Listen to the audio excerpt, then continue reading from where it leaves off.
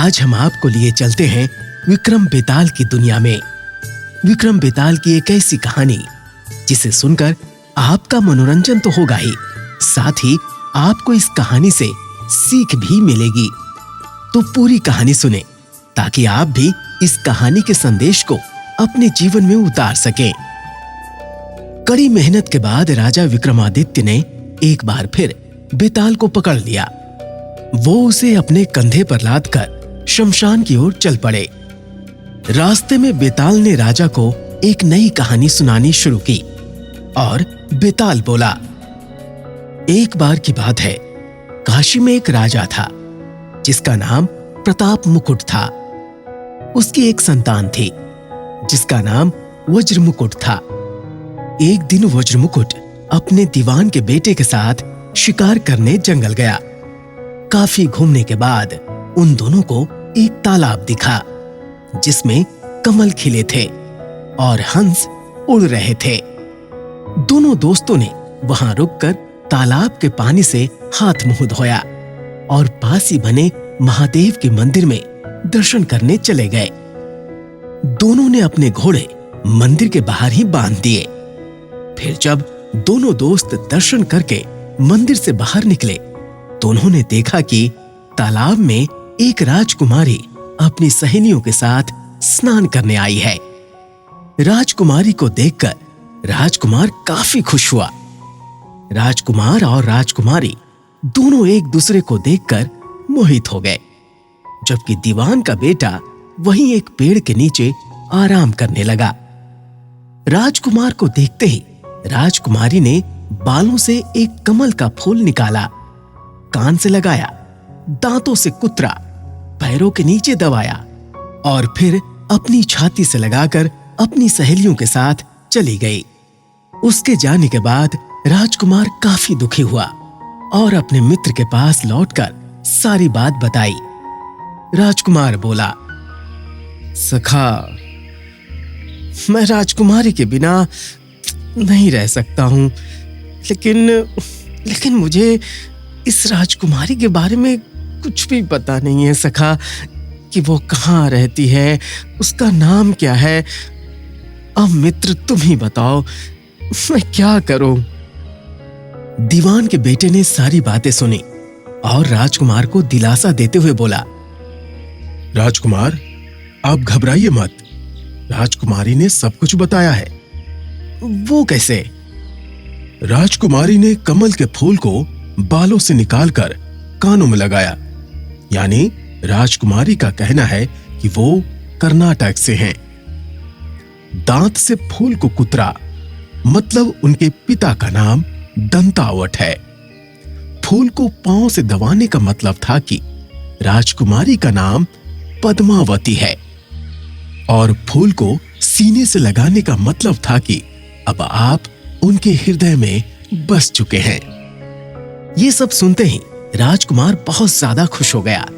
खुश होते हुए राजकुमार ने दीवान के बेटे से कहा कि मित्र, मुझे कर्नाटक जाना है, मुझे वहां ले चलो। दोनों दोस्त कई दिनों तक घूमते फिरते कर्नाटक पहुंचे। जब वो दोनों राजमहल के निकट पहुंचे तो उन्हें एक चरखा चलाती बुजुर्ग महिला दिखी। महिला को देखते ही दोनों घोड़े से उतरे और उसके पास जाकर कहा, माई, हम दोनों व्यापारी हैं, हम बहुत दूर से आए हैं, हमारा सामान अभी तक आया नहीं है, कुछ दिनों में हमारा सामान भी पहुंच जाएगा, हम दोनों को बस रहने के लिए थोड़ी सी जगह चाहिए। उनकी बातें सुनकर बुजुर्ग महिला की ममता जाग उठी।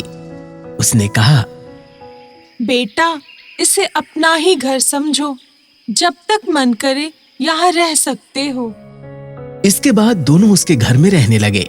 इस बीच दीवान के बेटे ने उस महिला से पूछा, माताजी, आप क्या काम करती हैं? आपके यहाँ कौन कौन रहता है? आप कैसे अपना गुजर बसर करती हैं? इन सारे सवालों का जवाब धीरे धीरे उस महिला ने देना शुरू किया। महिला ने कहा कि मेरा एक पुत्र है जो राजा के यहाँ नौकरी करता है। मैं राजा की पुत्री पद्मावती की दासी थी। बूढ़ी हो गई हूँ, इसलिए घर में ही रहती हूँ। महाराज खाने को दे देते हैं और पूरे दिन में एक बार राजकुमारी से मिलने भी चली जाती हूँ। इतना सुनते ही राजकुमार ने बूढ़ी औरत को कुछ धन दिया और राजकुमारी तक संदेशा पहुंचाने को कहा। राजकुमार ने उस बूढ़ी महिला को कहा, माई, कल तुम जब राजकुमारी के पास जाओ तो उनसे कहना कि जेठ सुदी पंचमी को तुम्हें नदी के पास जो राजकुमार मिला था वो तुम्हारे राज्य में आ गया है। अगले दिन वो बूढ़ी औरत राजकुमार का संदेश लेकर राजकुमारी के पास गई। उस महिला की बात सुनते ही राजकुमारी गुस्सा हो गई। उन्होंने हाथों में चंदन लगाकर उस महिला के गाल पर तमाचा मारते हुए कहा, मेरे घर से निकल जाओ। बूढ़ी औरत ने घर लौटकर राजकुमार को सारी बातें बताई। महिला की बातें सुनकर राजकुमार चौंक गया। फिर राजकुमार के मित्र ने राजकुमार को धैर्य बंधाते हुए कहा, राजकुमार, आप चिंतित ना हो। राजकुमारी की बातों को समझने की कोशिश करें। ध्यान दें कि राजकुमारी ने उंगलियों को सफेद चंदन में डुबोकर गाल पर मारा है। इसका मतलब अभी कुछ दिन चांदनी के हैं। उनके खत्म होने के बाद अंधेरी रात में मिलूंगी। कुछ दिनों बाद बूढ़ी महिला फिर राजकुमारी के पास संदेशा लेकर पहुंची। इस बार राजकुमारी ने केसरी रंग में 3 उंगलियां डुबोकर बूढ़ी महिला के मुंह पर मारते हुए कहा, भागो यहां से। फिर उस महिला ने आकर राजकुमार को सारी बातें बताई। राजकुमार यह सुनकर बहुत दुखी हुआ। इस पर दीवान के बेटे ने राजकुमार से कहा, इसमें दुखी होने की कोई बात नहीं है राजकुमार। राजकुमारी ने कहा है कि अभी उनकी तबीयत ठीक नहीं है, तो इसलिए 3 दिन और रुक जाएं। 3 दिन बाद वो बूढ़ी महिला फिर राजकुमारी के पास जा पहुंची।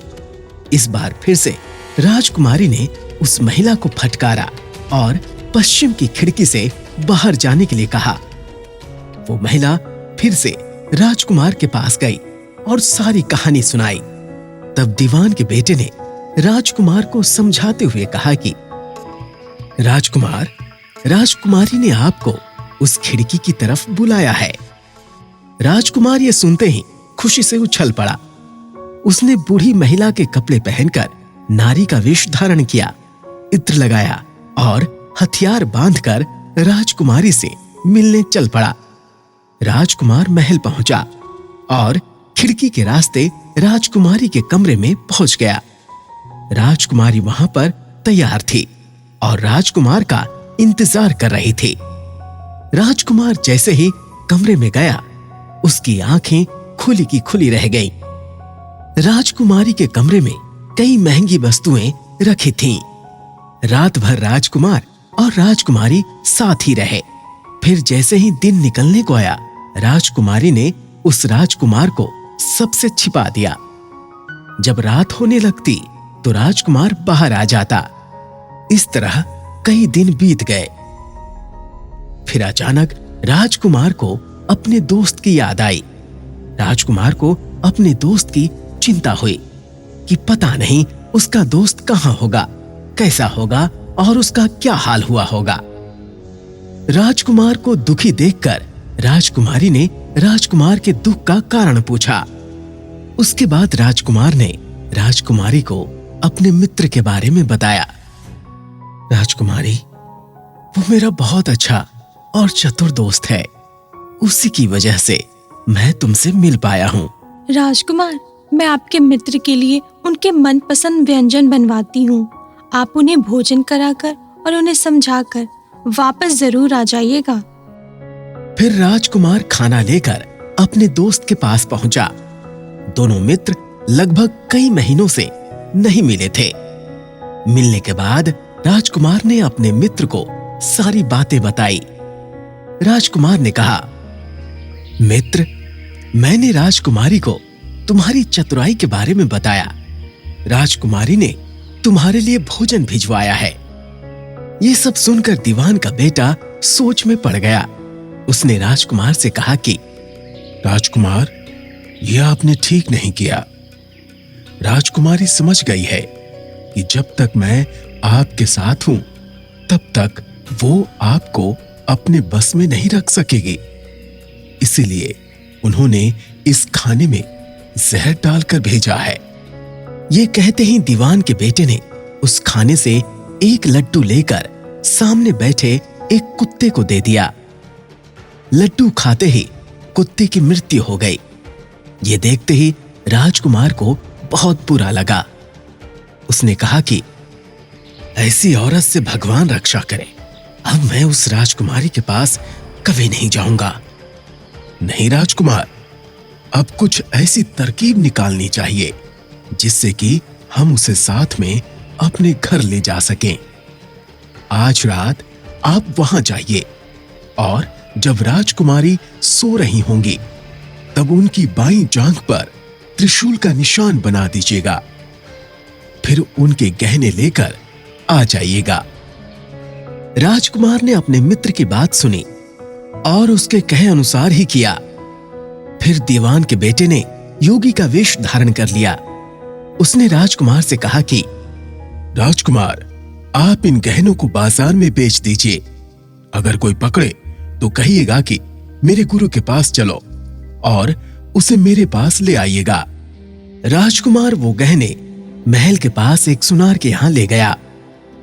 सुनार ने गहनों को देखते ही पहचान लिया और राजकुमार को कोतवाल के पास ले गया। कोतवाल ने राजकुमार से सवाल पूछे तो राजकुमार ने कहा, ये गहने मुझे मेरे गुरुजी ने दिए हैं। ये सुनने के बाद कोतवाल ने गुरु यानी दीवान के बेटे को भी पकड़ लिया और राजा के दरबार में ले गया। राजा ने पूछा, योगी महाराज, आपको ये कीमती गहने कहां से मिले? अलख निरंजन, महाराज की जय हो। महाराज, मैं शमशान में काली चौदस को डाकनी मंत्र कर रहा था कि मेरे सामने डाकनी आई। मैंने उसके जेवर उतार लिए और उसकी बाईं जांघ पर त्रिशूल की छाप बना दी। ये सुनते ही राजा महल में गया और उसने रानी को कहा कि महारानी, जरा ध्यान देना, पद्मावती की बाईं जांघ पर कहीं त्रिशूल की छाप तो नहीं है?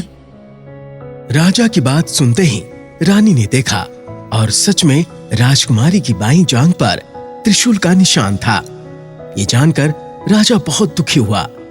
फिर राजा योगी के पास गए और कहा कि योगी महाराज, ये बताओ, पूरी औरतों के लिए धर्मशास्त्र के अनुसार क्या सजा है? महाराज, ब्राह्मण, गौ, औरत, पुरुष और अपने राज्य में रहने वाले किसी से भी कोई बुरा काम हो जाए तो उसे राज्य से बाहर निकाल देना चाहिए। ये सुनते ही राजा ने पद्मावती को जंगल भेज दिया। वहां राजकुमार और दीवान का बेटा मौके के इंतजार में बैठे थे। राजकुमारी को अकेला पाकर दोनों उसे अपने नगर ले आए और खुशी खुशी रहने लगे। कहानी खत्म हुई और हर बार की तरह इस बार भी बेताल ने विक्रम से पूछा,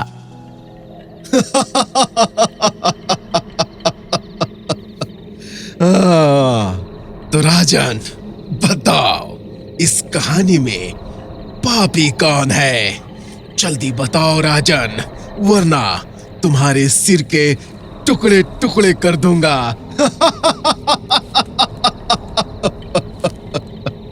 पापी राजा था, क्योंकि दीवान के पुत्र ने अपने मालिक का काम किया। कोतवाल ने राजा का कहना सुना और राजकुमार ने अपनी इच्छा पूरी की। लेकिन इस कहानी में राजा पापी था। उसने बिना सोचे विचारे राजकुमारी को राज्य से बाहर निकाल दिया। लो, तुम बोले और मैं चला।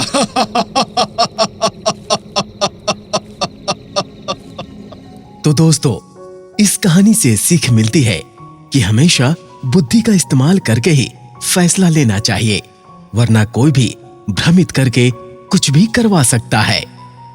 इसी प्रकार की रोचक कहानी को सुनने के लिए हमारे इस चैनल को लाइक, शेयर और सब्सक्राइब करें और हाँ, बेल आइकन जरूर दबाएं ताकि इसी प्रकार की रोचक कहानी का नोटिफिकेशन सबसे पहले आप तक पहुंचे। नमस्कार।